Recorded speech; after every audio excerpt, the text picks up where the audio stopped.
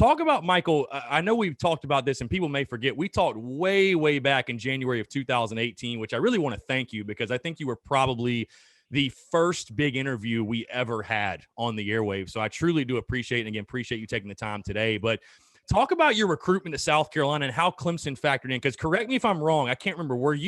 I think you were either in the middle or you were kind of a Clemson guy growing up, right? Or am I wrong there? Just talk about that because I remember specifically you talking about Clemson did play a factor, and then obviously your relationship with Tanner. And it's funny, I was going back listening. The plan for you was to replace Justin Smoke, who played first base, and it's kind of funny how it all worked out, obviously with you on the bump, but you being a two-way guy. Just kind of talk about how that all came to fruition and how you ended up in Columbia.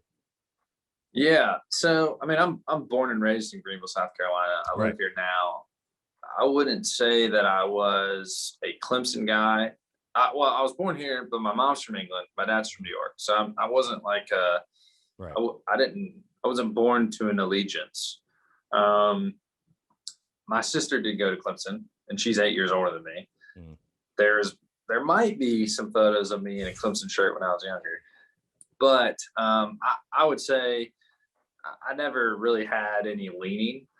Now, when I got recruited, South Carolina was the first group that offered me. I was on campus playing in a tournament. Coach Tanner shoved me around. He shoved me to the horseshoe and said that'd be where I would have my classes. I knew that he was full of it after that, but I didn't know it at the time. But and then I went on into my junior year. That's when you can start getting like open recruitment, and that's when Clemson talked to me. So I met with them, and quite frankly, I didn't like Leggett. I didn't have a great I didn't get that feeling that was home. And then I think it was the week after I went to Carolina on a visit. I think it was like unofficial or something.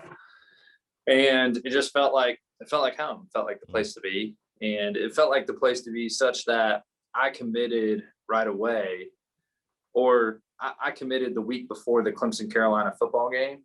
And I had Clemson was giving me tickets to go to the Clemson Carolina football game. So I even committed and called Clemson up the week before and said, hey, I'm committing. So I'm assuming you don't want to give me tickets anymore. So I had to forego my tickets. So, I mean, I took a big commitment there, I think, right away at the gate. So I was all in.